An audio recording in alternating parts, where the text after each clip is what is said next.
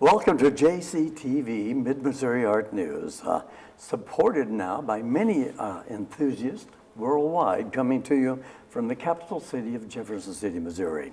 I'm your host, Rick Jey. And today, if you will, please join me in welcoming Professor Richard Monson and Dr. John Hess to Spotlight on the Arts. I want to thank you both for making the drive to Jefferson City to share the Great Gossamer Exhibit with our viewers.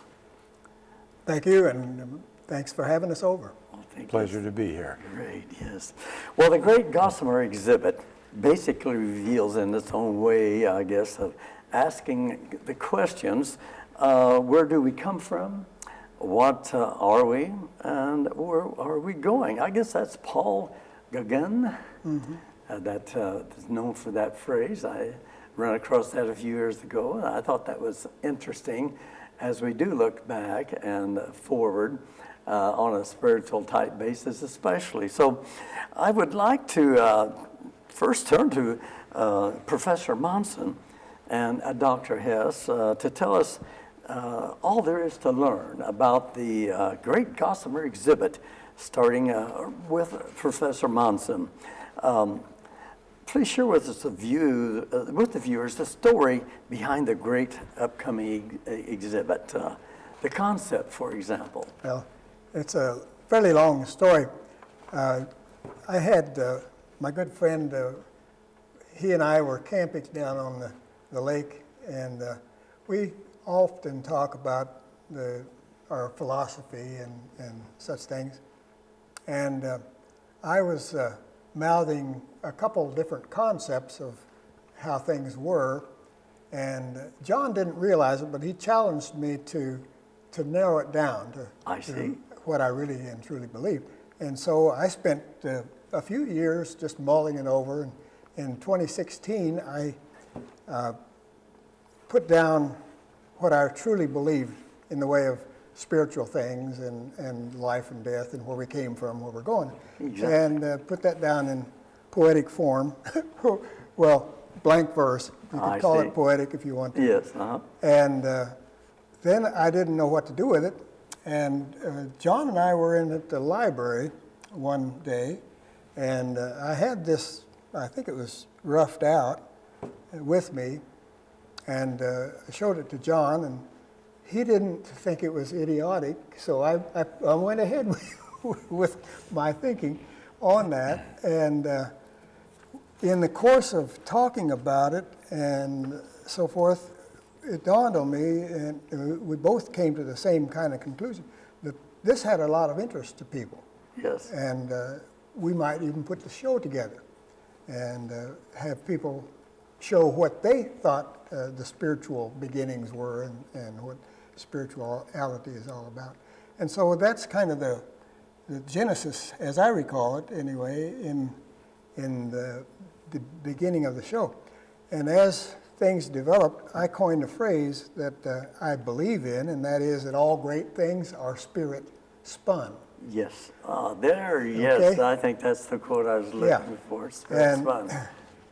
The idea being that there's a spiritual aspect behind all of the great music, all of the great architecture, all of the great paintings. They were inspired by something spiritual, something not seen or felt or touched. And so that's where that phrase came from. And then John sends out photographs of things that he's found in nature. He's a great photographer and a biologist. And one phrase caught my eye that he had, and it had to do with, I believe it was spider webs, and he had used the word gossamer, and for some reason that stuck in my mind, and so I kind of combined, and we talked about what to call this book. I had already named the book, I believe, The Great Gossamer. Yeah, I see. And The Great Gossamer is a kind of a contradiction. Yes. Something is great in that its impact is great, but it is gossamer thin. Yes. We don't see the it. Thinness of the web. We only feel it. And so that's where the title came from, and we mulled over and decided that was a decent title for the show as well. Yes. So that's the Great Gossamer, and it stuck as the name of the show. Right. And we've, Well, I don't know. I was so interested when I first seen it was presented to me, the overall concept of it, because even before religion, and really not talking religion here, and we're not really talking faith. right. But I've always believed, and coming from a Cherokee Osage Indian background, there's always that spirit that someone looks to. Yeah. And our lives are a web of these different feelings that we seem to gather each day as we grow into childhood or to an adult, and then finally at a later age, we know that they are connected somewhat, like a strong, thin web. There's nothing any stronger, they say, than a web, you know. So I was drawn to the concept, and I was thinking, where can a person go with this? So we're all on the same page, I guess. I think it's a great exhibit that you're going to be presenting. Well, actually, now, John, could you yes. answer the purpose and academic rationale, or anything else you would like to add that Yes, Professor? it's rare that Rich says something where I don't want to add something to it. Sometimes a correction. Build on? Or? Sometimes, yeah, an addition. I'm a scientist. I'm a biologist. Yes. And I come at this from a different perspective. Yes. From my take on things, the spirit that's creative comes from inside of us. Yes. And from Rich's perspective, I think I can say this, it comes from outside. Oh, I see. So we have that contradiction. My sense of it is that the being that we have responds to our genetics and our personal experience and all of the environmental input that we've experienced in a lifetime. It comes out in ways that we define as spiritual. I've had several experiences that were very powerful to me, and mostly they had to do with Native American culture. My wife and I one time found ourselves at the medicine wheel in the Bighorn Mountains. Bighorn Mountains, yes. It's above timberline, and it's become more popular since, but when we were there, it was near the solstice time. Oh, I see. And there was a chain link fence around the wheel, like a structure of stones. And it was just the two of us up there. And we could look around, the people had left gifts, dream catchers and some tobacco, bird feathers tied to a stick. I mean, beautiful, beautiful things. And we sat there by ourselves and in the silence and with the wildflowers doing their thing as they do at the solstice. Yes. And there was a very, very powerful sense of the sacred. That there's something here. Yes. My perspective would be that that's generated from inside of myself. What I know about Native Americans, what I know about these other things, they all come together and then they come out in this sense. Rich would, I think, see it otherwise. Right. He would see it as an external force upon it. External And it's, force coming to you yes. with a message, or hoping that you understand the message, what have you. You know, as an artist, I've interviewed over 100 now at the table, and we've all agreed that we do paint from the heart, from the mind, but there's always a reason for that we're trying to submit to the viewer, what have you.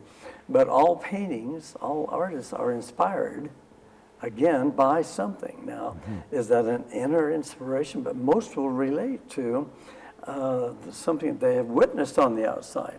One gentleman, well-known artist in the area, south of here, around Cape Girardeau, he basically, first time he viewed a Monet painting, it was this total transformation he felt come over his body. Now, again, that's an outside, but yet an inside, something affected that. And I'll take you one step further. We've talked about this on the show. Let's go back to the days before the Native American cultures, what have you, but the caveman.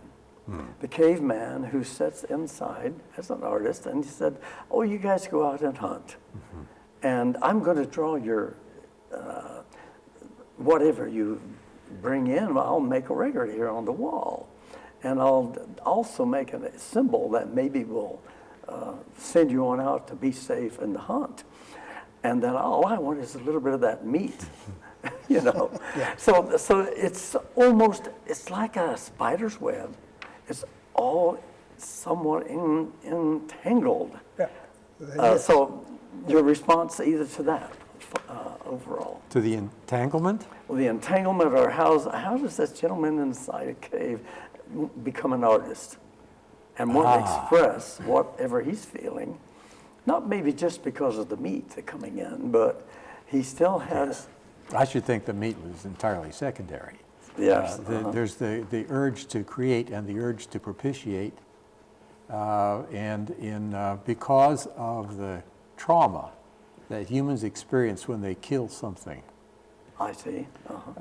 There has been historically, and I don't know how far back this goes, a long way, I presume, an asking of permission Yes. to take the life. Right. And an honoring of the individual whose life has been taken to support me. Yes. Before and after. Right, and they are given spirits. Yes. And those spirits need to be honored if they're to continue to honor us with their meat. Exactly. So you have the caveman in the cave, and he's part of the package. Right. He's not actually throwing the spears, but he's enabling and he's convincing the prey species that he should give himself up to serve these people. Exactly. And so that's how I'd phrase that. And Rich, your take on this overall? Well, it is the interconnectedness of everything. Plants, and I've made the statement, everything has intelligence. Everything has intelligence. You have a plant seed that's below ground, and it's on its way to sprout and grow. Hits a rock and has the intelligence to move sideways and go up. So on a certain level, everything is alive. Everything has intelligence, a certain kind of intelligence. When I finished the book, I had a distant cousin who is an astrologist, and she asked me if I had read a certain book. I said no, and I'm not interested right now. I'm finishing this thing up. And it had all of this business that I am spouting about spirituality and how everything is connected. And John is a spiritual man. He really is. And but I did get finished with it and got 2 or 3 of the books that she recommended I look at, and it got me into quantum physics. Oh, I see. And I think one of the things that's happening now in a very broad way is that people have come to realize that there are things smaller and smaller and smaller out in what we call space that fill the space. Right. And there are waves and particles that carry through space and through people, through everything. And so I think there's a sense that there's a whole lot more going on than we've understood in the way of energy and how energy can come and go with us and through us. And so I think the business of finding out what is really in space, what energy there is in space, and how it might go from one person to the other. Exactly. So we've somewhat talked about the history and the overall concept, what have you.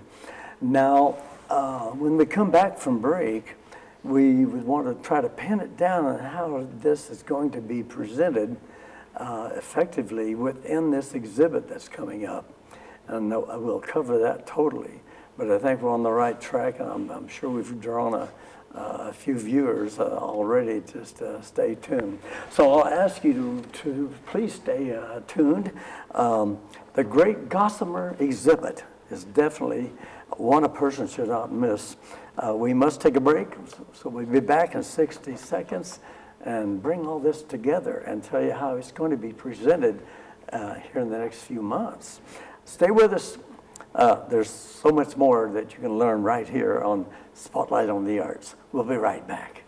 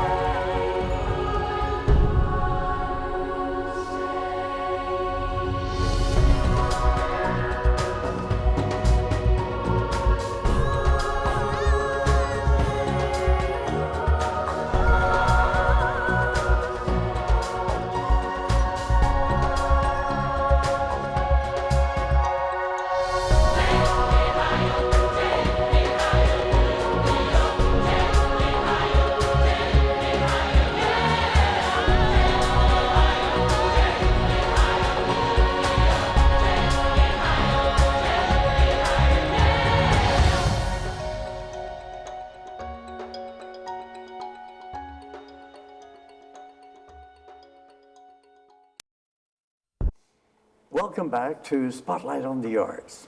As we turn back to Professor Richard Monson and Dr. John Hess, as we continue our discussion on the upcoming exhibit, The Great Gossamer 2020.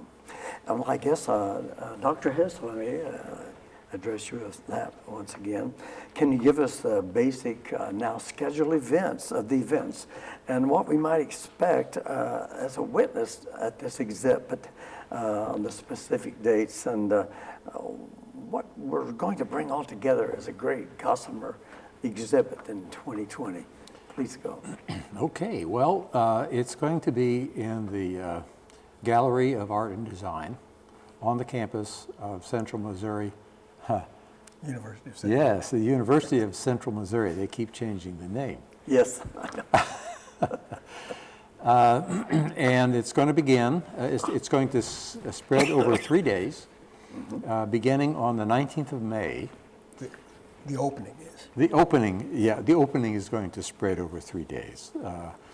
And the first evening will be at 7 o'clock on the 19th of May. That's the Artists and Muses? We are going to have, well, of course, but the show will be hung already. And we're being supported in part or assisted by the Mid-Missouri artists of Warrensburg and surrounding areas. And they will have their own show in conjunction, their annual show in conjunction with ours. Oh, excellent. We will have music, live music, and it'll be quite a show. It'll begin by introducing the artists, welcoming everyone to the show, and spending time in which the artists can stand next to their work. Excellent. While the people, the viewers, can see the show and ask questions of the artists that are there. Why did they do this? What do you think about this? I see this. Maybe you don't see that. All of those kinds of questions. And I feel honored that you have chosen my piece that was actually featured at the top 50 last year at the Missouri State Fair. That's the Indian Prayer, Give Us Strength. That folks have seen. It'll be on exhibit. I sure thank you for that honor and a chance to again share that inspirational piece. That's quite an honor. I know I have had a photograph or two in the Missouri 50 in years past. It's been quite a while since I've been doing that. The second night will be involved with discussion more than anything else. It'll be in the same gallery.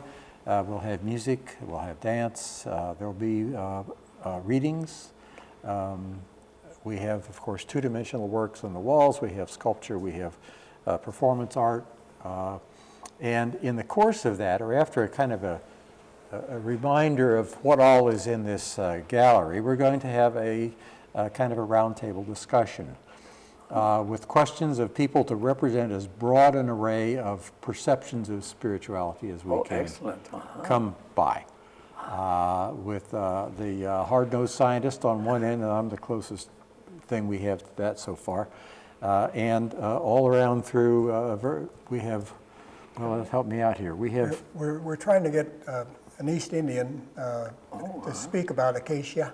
Oh, yes. All-encompassing. Yes. Philosophy from Excellent. that area, and we'll have a Native American person representing that. That would be Paul. Yeah. And I guess I'll have to be the... We're working to get a physical scientist, but we haven't got one yet. We'll have the whole array of the spiritual dialogue in one That'll circle. be excellent. Getting different views to philosophies or feelings or that, again, heartfelt, should we say, what it means to them and how they bring it together. And that's known as a break in the circle that night? Our idea is that when you form a concept about something very complex, you conclude something, or you wouldn't have a concept. And when you conclude something, then you've completed a circle. And you put that circle aside because you've already made your mind up as to what it is, and you go on to the next item, or you just go about your life. So this is about our collective making of a circle and completing the circle. Completing the circle, basically. Two other aspects to that. One is that the circle is superior to a panel in its inclusiveness. Yes, I see. So we'll have a circle of discussants and an audience around who can participate. Oh, but that's going to be excellent. The second aspect is that we want to have this as a mutual information gathering from everybody, and no arrogance. A lot of "I think this, and this is why I think this," and not very much of "Why don't you think that?"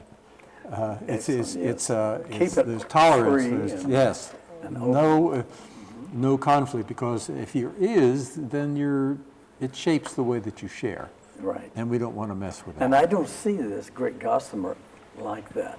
I see it as a sharing of experience on your own basis, on your own life. So many, not only in the artwork, probably is going to present this, and there's a story there, but then your speakers should be able to then reach those people, not to reach out and say, let's do it this way or that way. We're going back to almost the total basis of life, where this spiritualism. So it's the level that's above, as you said in the introduction, it's above religion, it's above these component parts. Right. Or aside from it. One of the things that I've found in getting the work together are the backstories. Oh, I bet. Why is this particular picture spiritual? And we'll have a space below or beside every painting there where a person can include a backstory with it or not. And if they don't, then probably the title of the work itself will convey the spiritual quality. I love the expression of the people at the, I went and volunteered for a couple of days being with the SVAA, and the people coming up viewing the painting. I was always called over, and they would give me their feelings of what they felt in this painting. Yeah. And so I can't wait to share that. It's just remarkable showing it. You hope you can reach a viewer, but the painting, the paintings, I'm sure, are going to give different ones a different feeling. Yes, that's a great concept all we on its own. We thought so. And because many things you can, I mean, what's spiritual to one person is obviously is not to others. And so when I put a picture on the wall, people will say, well, what's spiritual about that? And I have a page, 8.5 by 11 sheet of paper, in which I can make that point. And of course, I can stand there next to the unit and answer questions directly. Sure. Now, you're a photographer also? Yes, yes. Dr. John? Yes, thank you. Okay, so you know your own way of presenting and taking a certain photograph and hoping, you know, it reaches people, what have you. Well, now, the third night is a recognition, celebration. Yeah. More of a wrap-up. It'll be a celebration of the spirits and celebration of the artists. We're going to recognize a few that we think really hit the button on the spiritual side, and we'll probably feature those. Probably a good number, because we believe all of them will be spiritual. And then we still haven't come up with our awards, but it won't be in the nature of it. We're not having prizes. I really personally, I've judged shows, and the show is supposed to have a best of show in the first, second, third. Oh, I see, yes. In many cases, there's just really no best of show. You just pick something. There isn't. That's the way I look at it. There's a certain bogus factor in judging art. And so we're trying to avoid that as much as possible. But there are sometimes things that are so outstanding that you have to say something about it. True. And so that's all we're doing on the third. Just that little pat on the back. Yeah, all yeah. You need. And we intend to be very generous with it. Because they all deserve something. Now the exhibit runs through. And I would like to add that on that third night, people that have had questions come to mind the first night or the second night will now have access to the artists again to explore, well, what did you mean when you said that? Or I think I felt this way about it, and what did you? Yes, so it'll be, I think, a tremendous interactive experience. I think for everyone, not only the artists, but also everyone that attends. I'm sure that you both are getting a great, shall we say, inspiration from this project, just being able to put together and present the overall concept that we all look for in life. Yeah. And you're presenting it in a fashion that anyone can come and be part of this. There's no fee, there's no charge. No, and there's just come and see what you can gather in your own heart from this overall Gossamer 2020. Finances and donations. UMC Foundation, I understand. Yes. I can accepting. Yes, For anything. expenses to cover Right, your any expenses. checks should be written to the UCM Foundation with a special note for GG 2020 Yes. in the memo space, and that should get it to our coffers. The musicians and some others will need to be honored for their performance, Yes, and I see. with a modest honorarium. And we have some really, really fine musicians who have agreed to participate with us, and I look forward to that Well, I part of it plan as all well. 3 nights. I just can't miss any night. And I invite the listeners to join me and everyone else there. So you do have expenses on an exhibit like that, and these donations will definitely be a big help. I will say, though, that we've had very good support from the administration, Yes. from the Mid-Missouri artists, and a excellent. few other people. And so Super, we're doing pretty well, but we could always use a little bit more for honorariums. Right, great. Well, it's a great exhibit to look forward to and be a part of, and I'm excited to take it all in. I hope our reviewers will join me, as I said a moment ago, and they're just stop by and say hello to all 3 of us. Well, Professor Monson, or Rich, and Dr. John Hess, John, we're just about out of time. So on behalf of JCTV Access, I want to thank you both for contributing so much to Spotlight on the Arts, making it really a learning and informational experience, and we've just began. Did you have any closing comment or messages? Well, I think I was going to mention that we have on the first and second evenings, we have an earlier talk by a couple people. We have Dr. Norman Sheely, Yes. who is from Springfield. Springfield. He's coming up, and he's going to do a presentation from 5:30 to 6:30 on the 20th. And we have Paul Rudy. who is a musician. He's on the faculty at the University of Missouri, Kansas City, as a composer. Oh, wow. I And see. he has other skills as well. He's a photographer as well. And he has a very interesting take on things. And we he'll have be there. That's on the evening of the 19th, and we'll have a medium, as a matter of fact, who's going to introduce the whole topic with regard to terminology. I see. And then Paul Rudy will be following her. And- So the and, show yeah, begins early. Don't come at 7, come at earlier and take it all 5:30, in. yeah, yeah. 5:30? 5:30. Okay. Well, thank you once again. Sure. Sure. Our Thanks for pleasure. being here. Thank you very much. Great. Well, thank you, JCTV producer Gloria Enlow, and thank you, our viewers worldwide now. Thanks to YouTube for staying tuned, shall we say, to the Spotlight on the Arts and Mid-Missouri Art News. Look for more Mid-Missouri Art News and Spotlight on the Arts right here on JCTV. And once again, don't forget YouTube. I'm Rick Jey saying, see you next time.